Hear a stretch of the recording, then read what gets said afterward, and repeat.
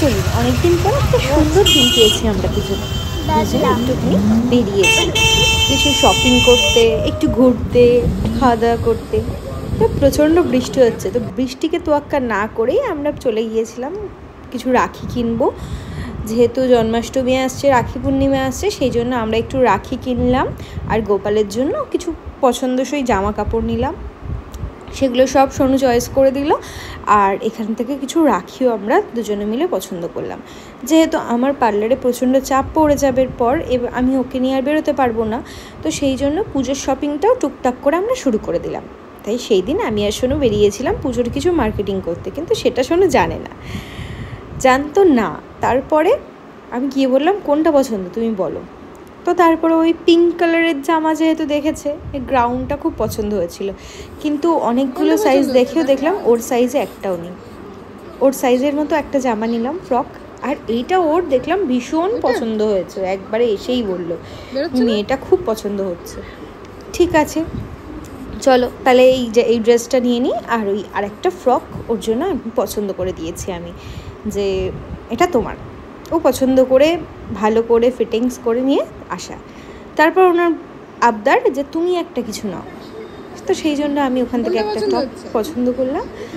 আর উনি ওখানে গিয়ে, আমি যখন বিলিং করছিলাম তখন উনি ওখানে গিয়ে ব্যাগগুলো দেখছিল। তবে সত্যি বলতে ছোটো থেকে এত বুঝদার, ওকে নিয়ে আমার বাইরে বেরোতে কখনো কোনো প্রবলেম হয়নি। কেন জানেন? ও খুব বুঝে চলে, ও ভীষণ বুঝদার মেয়ে। ও এই ছোট বয়স থেকে ট্যাগ লিস্টের দামটা দেখে নিয়ে ও আমাকে বলে এটা নেবো না মিমি, এইটা নাও। এই জন্য ওকে নিয়ে আমার বেরোতে বাইরে কোথাও কোনো প্রবলেম নেই, কোনো জেদ নেই, কোনো বায়না নেই, কিচ্ছু নেই। এই ব্যাগগুলো ওর খুব পছন্দ হয়েছিল। আমি বললাম ঠিক আছে, তোমার বার্থডেতে তুমি আমার কাছে একটা ডল হাউস চেয়েছো, তোমার একটা ডল হাউস, আর তোমার পছন্দসই তোমার এখান থেকে যে ব্যাগটা পছন্দ হবে সেটা আমি তোমার জন্য এনে দেবো। তো আমরা দুজন তারপর সারা মলটা ঘুরে তারপর ডিসাইড করলাম যে আমরা লাঞ্চটা আজকে বাইরেই করব। বললাম বাইরে হবে না কি একটু খাওয়া দাওয়া? বললো হলে মন্দ হয় না, এবার তুমি যেটা বলবে। তো তারপরে উনি এখান থেকে অর্ডার দিলেন ওনার পছন্দসই খাবার দাবার। আমি একটা চিকেন 65 নিয়েছিলাম, খুবই ঝাল দিয়েছিল কেন জানি না সেদিন ওরা, কিন্তু সেটা আমরা দুজন মিলে খেয়েছি। মানে ওরও প্রচণ্ড ঝাল লেগেছে, আর সাথে আমি তো একদমই পারি না, দুজনে মিলে সেটাকে উদ্ধার করলাম। বেশ সারা দিনটা খুবই সুন্দর গেল, মানে অনেক দিন পর আমরা দুজন মিলে বেরোলাম, সাথে খাওয়া দাওয়া করলাম, একটু শপিং করলাম, টুকটাক করে দিনটা বেশ ভালোই গেল।